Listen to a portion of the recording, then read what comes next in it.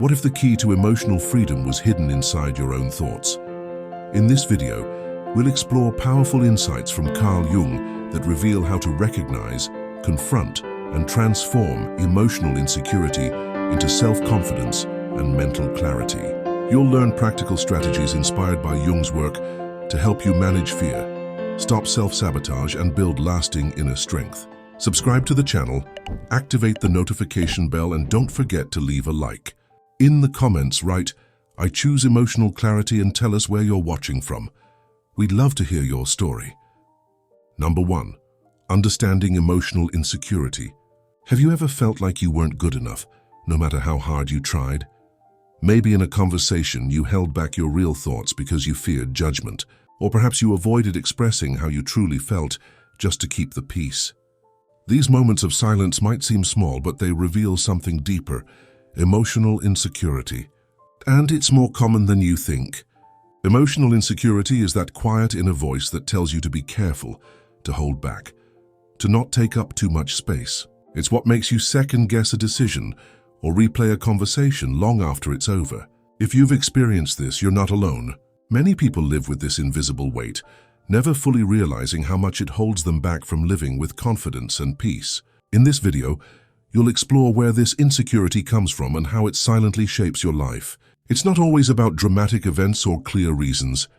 Often it's built over time, through small disappointments, repeated criticism, or even growing up in an environment where emotions were dismissed or ignored.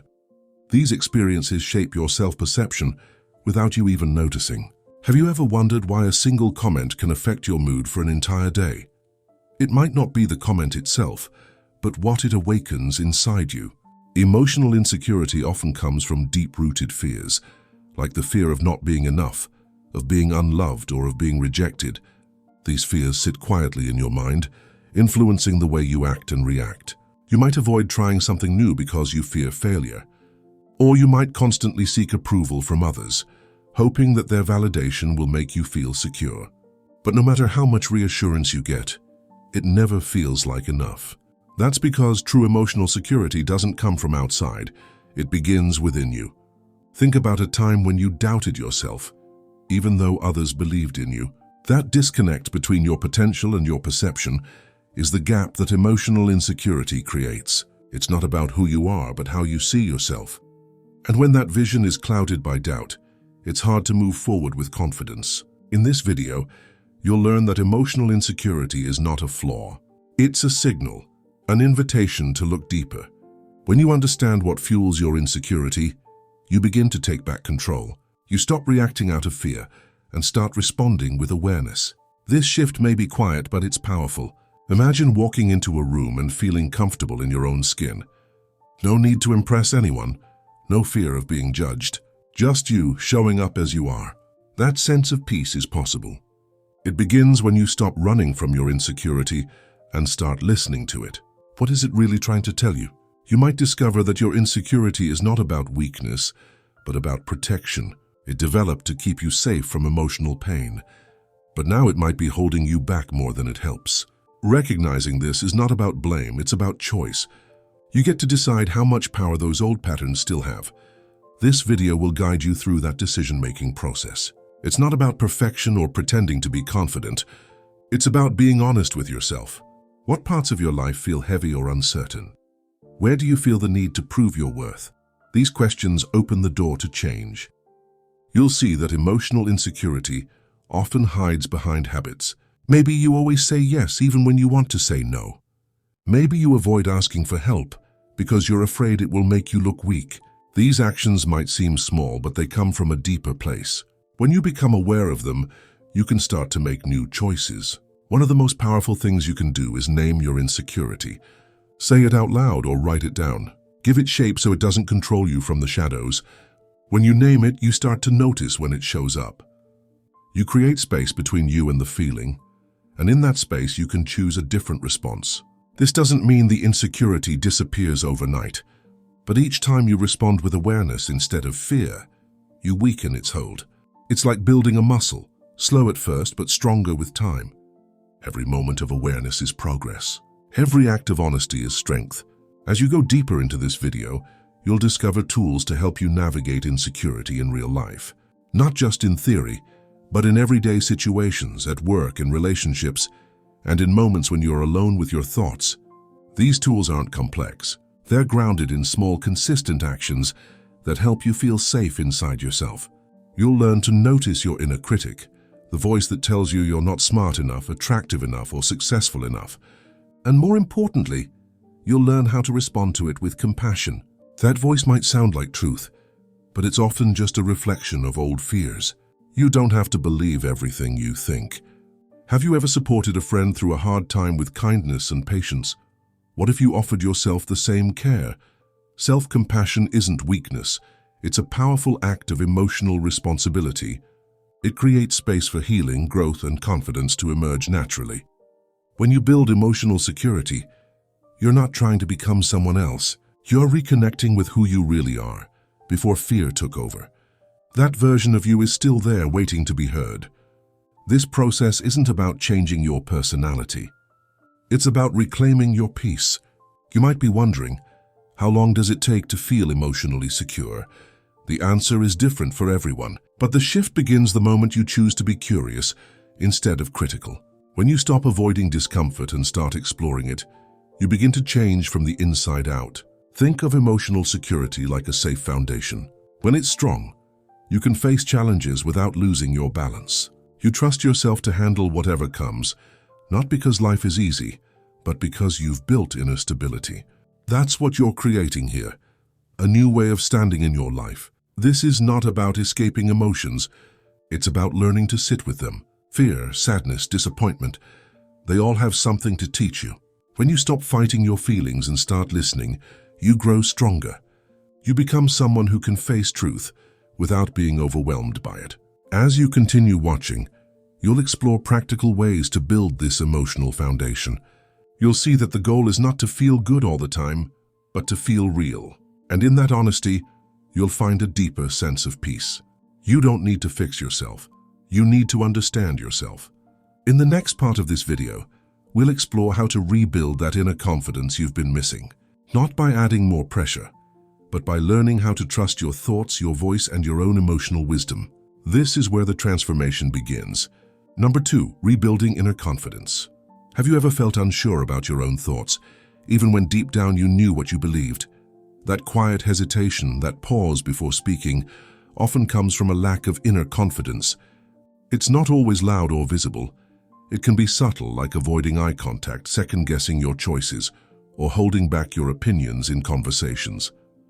You might not even realize how much of your life is shaped by that insecurity until you begin to question it. Inner confidence isn't about being the loudest in the room or pretending everything is perfect. It's about feeling stable inside, even when things outside are uncertain. When you trust your own voice, you stop searching for constant reassurance. You begin to act with clarity and calm, even when you're afraid. And the good news is, this kind of confidence can be rebuilt, step by step, choice by choice. One of the first things you can do to rebuild that confidence is to pay attention to how you speak to yourself. Would you speak to a friend the same way you speak to yourself when you make a mistake? If your answer is no, it's time to change that inner dialogue. The voice in your head can either lift you up or hold you back, and you get to decide which one it will be. Start by catching those moments when you criticize yourself. It could be after a meeting, a conversation, or even just looking in the mirror. What's the first thought that comes to mind? Is it kind? Is it fair? Most of the time, that critical voice is based on old fears, not current truth. Learning to question it is one of the most powerful tools you have. Try this. The next time you doubt yourself, pause and ask, is this thought helping me or hurting me? This simple question creates space. It interrupts the automatic loop of insecurity and allows you to respond with awareness. It might feel strange at first, but with practice it becomes a new habit, one that supports rather than sabotages your confidence. Another important step is reconnecting with your values, what truly matters to you. Not what others expect, but what you believe in your heart. When you know what you stand for, decision-making becomes easier. You no longer need to seek approval because your actions are guided by something deeper, your own integrity. Let's say honesty is one of your core values. When you're faced with a situation where you feel pressured to hide your truth, you can pause and remember, my value is honesty. Even if it feels uncomfortable, acting in alignment with that value strengthens your confidence. It shows you that you can trust yourself to live by what you believe. Building confidence also means taking small risks. Not big, scary leaps, but little steps that challenge your comfort zone. Maybe it's speaking up in a meeting, setting a boundary with someone close to you, or simply sharing your opinion without apologizing for it. Each time you take that step, no matter how small, you're telling yourself, I believe in me. It's also important to recognize your progress. Often we focus so much on what we haven't done that we ignore how far we've already come. Take a moment now to think about something you've done recently that required courage. Maybe you had a hard conversation, said no to something you didn't want to do, or admitted how you really felt. That's confidence in action. Writing can be a powerful tool for rebuilding confidence. Try keeping a journal where you reflect on your thoughts and feelings each day. Not just what happened, but how you responded and what you learned. Over time, this helps you see patterns, both the ones that hold you back and the ones that move you forward. Have you ever felt proud of yourself, even for something small? That feeling matters. It's proof that your inner confidence is alive. You just need to nurture it, speak to it, celebrate it. Every time you acknowledge your own efforts, you build emotional strength. It's like watering a plant. It might not bloom overnight, but with consistent care it grows. You don't need to wait until you feel 100% confident to take action. Often the confidence comes after the action, not before. When you do something you were afraid of and you survive it, even if it didn't go perfectly, you gain evidence that you're stronger than your fear. That's real, lasting growth.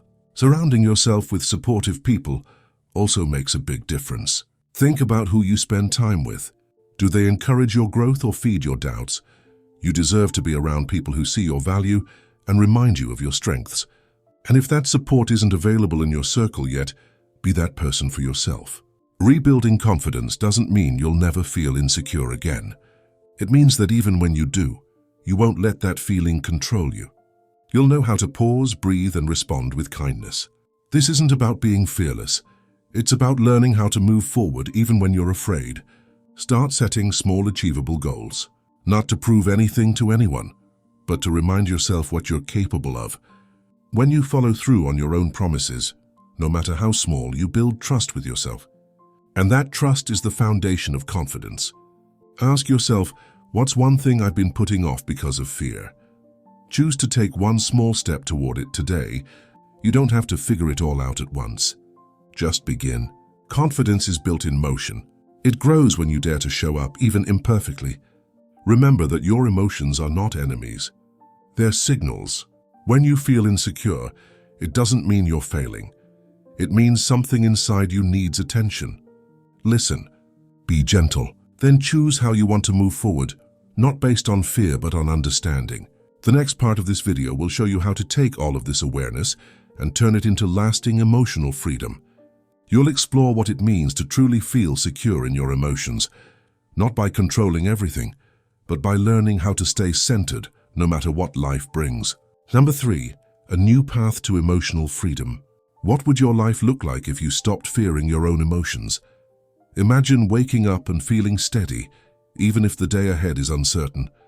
Emotional freedom isn't about avoiding hard feelings or always being positive. It's about learning how to stay calm, clear, and grounded when emotions rise. In this part of the video, you'll explore what it truly means to feel free inside, even when the world outside is chaotic. The first step is learning to stay present with your emotions instead of pushing them away. Think about a moment when you felt overwhelmed. Did you try to distract yourself, suppress it, or pretend it didn't matter? Most people do. But real freedom starts when you allow yourself to feel what's real, without judgment. Emotions are messages, not problems. They don't need to be fixed. They need to be heard.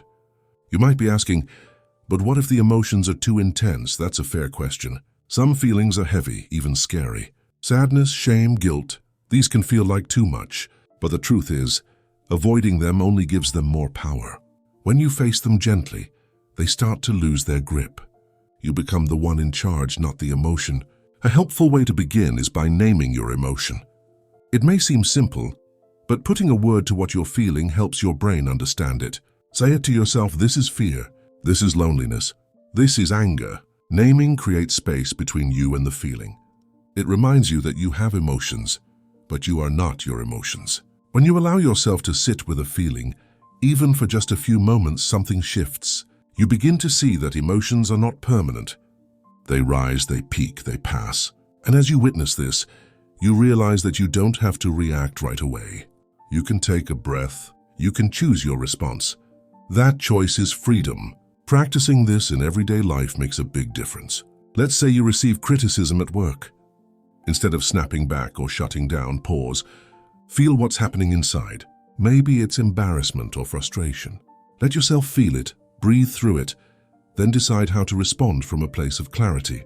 That moment of pause is where your power lives. Creating safe inner space also means setting boundaries with yourself and others. Boundaries aren't walls, they're bridges. They help you protect your peace while staying connected. Emotional freedom includes knowing when to say no, when to ask for help, and when to step back without guilt. Boundaries allow you to stay true to your needs. You might be wondering, how do I know what my emotional needs are? Start by noticing what drains you and what energizes you. Pay attention to moments when you feel calm and moments when you feel tense. These are clues. Your emotions are constantly guiding you. When you listen, they'll show you what you need to feel safe and supported. It's also important to practice self-kindness. Emotional freedom is not about being hard on yourself. It's about building a relationship with yourself that's loving and honest. Think about how you treat someone you care about when they're struggling. Do you offer comfort, encouragement, patience? That's the same energy to give yourself. One of the most powerful ways to connect with your emotions is through silence. Taking quiet time each day, even just 5 minutes, can help you tune in. Sit still, breathe, and notice what you feel without trying to change it.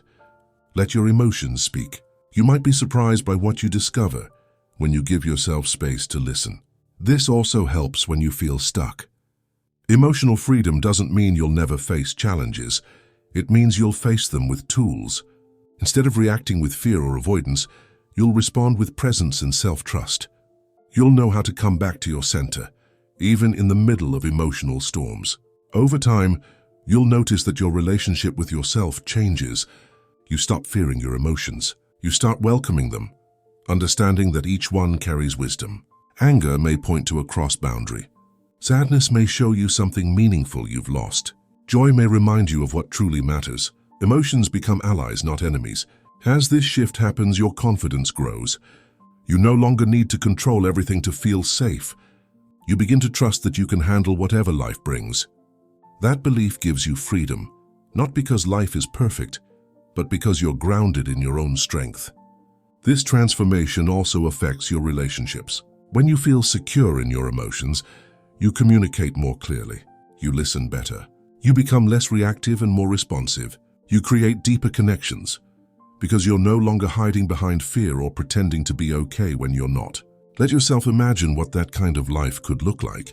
Waking up without the weight of self-doubt, feeling free to express yourself without fear of rejection, making choices from a place of self-respect instead of insecurity. That life isn't a fantasy, it's possible, and it begins with how you treat your inner world. Daily practices can support you on this path. Journaling your feelings, taking mindful breaks, saying affirmations that ground you. These are simple but powerful habits. Over time, they create a sense of inner calm that you can return to, even when life gets loud or messy. Emotional freedom becomes your new normal. It's important to remember that this is a lifelong practice. Some days will feel easier than others. That's okay. What matters is not perfection, but consistency. Every time you choose awareness over avoidance, you take a step toward emotional freedom. Every moment of courage counts. Reflect for a moment. What's one emotion you've been avoiding lately? Can you take a few minutes today to sit with it without judgment? Just notice it. Breathe through it. Trust that you're strong enough to feel it. This is how freedom grows, from the inside out, one honest moment at a time. As this video comes to a close, take a deep breath. Know that everything you need to feel emotionally secure already lives inside you. You don't need to become someone else. You simply need to return to yourself with compassion, with patience, and with trust. And now you have tools, insights, and awareness that can support you every day. Emotional insecurity doesn't have to define your life. You have the power to reshape your story. Let today be the day you choose to move forward, not in fear, but with quiet strength and a clear heart. Final thoughts. Your emotional freedom begins now. If you've made it this far, it means you're ready to take real steps toward emotional freedom. You've explored where insecurity comes from, how to rebuild your inner confidence, and how to stay emotionally grounded in your everyday life. Remember, this isn't about being perfect. It's about being present, honest, and kind to yourself. Every step you take, no matter how small, brings you closer to a stronger, more peaceful you. If this video resonated with you, leave a comment below saying, "I'm ready to trust myself," so we know you made it to the end. Don't forget to like the video, subscribe to the channel, and hit the bell so you never miss new content that supports your growth.